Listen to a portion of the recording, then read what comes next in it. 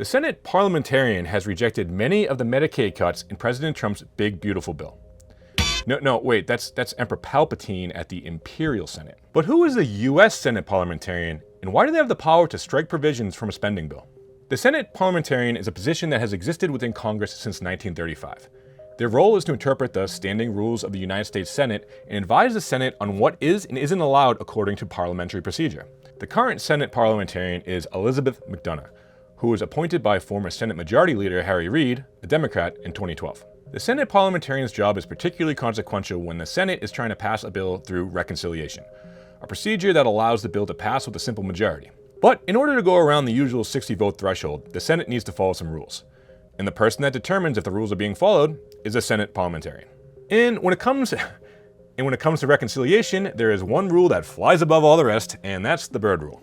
Named after Senator Robert Byrd, a senator with a complicated history to say the least, the Byrd rule doesn't allow a provision in a reconciliation bill if it is extraneous, or in other words, not related to the budget. And anyone who knows me will tell you that I love puns, so I was delighted to learn what they call it when this rule is enforced and provisions are stricken from a bill. They call them Byrd droppings. I'm serious. And the process of cleaning the bill to make it compliant with the Byrd rule, that's a Byrd bath. And right now, GOP senators are trying to pass Trump's big, beautiful bill through reconciliation. But last week, during a Byrd bath, they were dealt a setback by the Senate parliamentarian who ruled that there needed to be some Byrd droppings. Now, my stack colleague Daniel Payne will join me from his perch in Washington, D.C. He's been closely following the debate in Washington over the tax bill. All right, Daniel, thanks for coming on. Of course. Thanks for having me. So, I guess one could say you're a bird watcher, is that right? Very much so these days.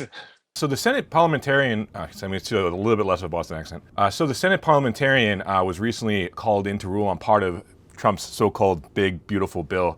What part of the bill did they end up ruling against? They ruled against several parts of the bill. They found that parts of the Medicaid restrictions that were proposed by the Senate were not allowed.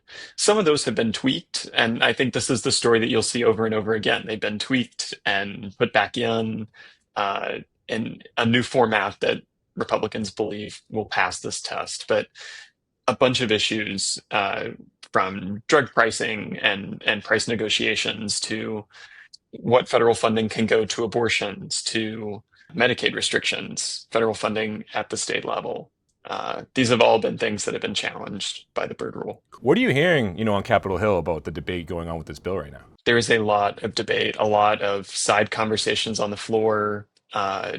We right now are at the end of the so-called vote-a-rama. So senators have been up all night. They've been going over amendments for hours, going back and forth, trying to get this done, trying to cut side deals potentially, change the text here and there to try to get everyone on board, enough Republicans on board to get this across.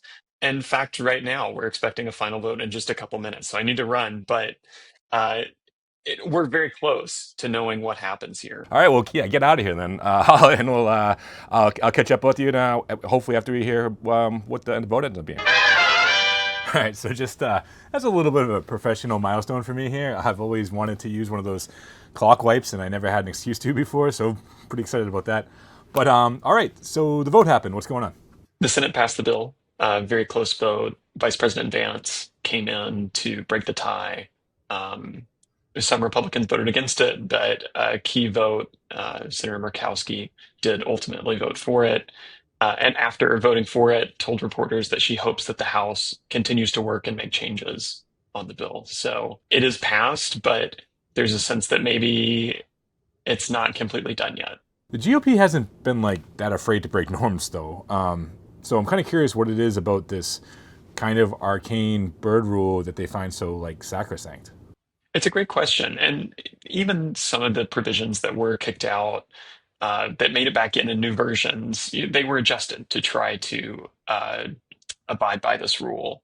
I think it's one of those rules, like the filibuster in the Senate, that lots of senators take seriously. They believe that this part of the process is very important, in large part because they feel that if they don't follow it when their party is in a majority, that when their opposition is in a majority, they may not follow it. And maybe a lot of provisions that they don't agree with or they're very concerned about would ultimately pass And this is why sometimes these issues, particularly with the filibuster, are called the nuclear option, that, this would be too much power for either party at any given time. So some Republican senators have voiced concerns about the Medicaid cuts in the bill. As the bill is written now, how deep are the cuts and what will the impact be? The cuts are very deep, substantial. When the Congressional Budget Office scored this bill, even though it changed a little bit in this last 24, 30 hours of voting, the scoring suggested that nearly 12 million people would be without health insurance coverage who currently have it. A lot of that is from Medicaid cuts or new restrictions on the program. And Republicans are still concerned. Republicans in the House have been saying over and over again that they felt that they struck the right balance, even though the cuts there were still very substantial. Even though the House's version also has deep cuts, they're not as deep. And because of that, some House lawmakers have been urging their counterparts in the Senate to pull this back a little bit because they're concerned that it's too deep, it's too much. And it really has tested a lot of conservatives' appetite for cutting these programs, even when there's pressure from the president and other lawmakers. And a lot of the Republican agenda is on the line with this bill. And the Senate did pull back in some ways on these cuts. They have a rural health fund that they've created. And even in the hours before passing this bill, they grew that fund to $50 billion over 5 years to try to mitigate some of the closures that hospitals have been saying will definitely happen should this bill pass.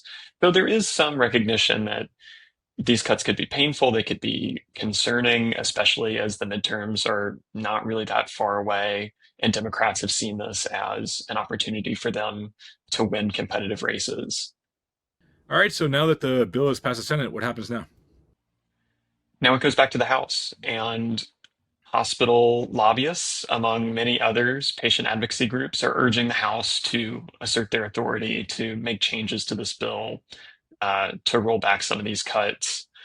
And some House members have been saying that they want that they want to have the cuts at the levels that they originally chose, they think that it balances the need for savings and making the Medicaid program more sustainable with, the need to keep funding at levels that are similar to what are out there right now.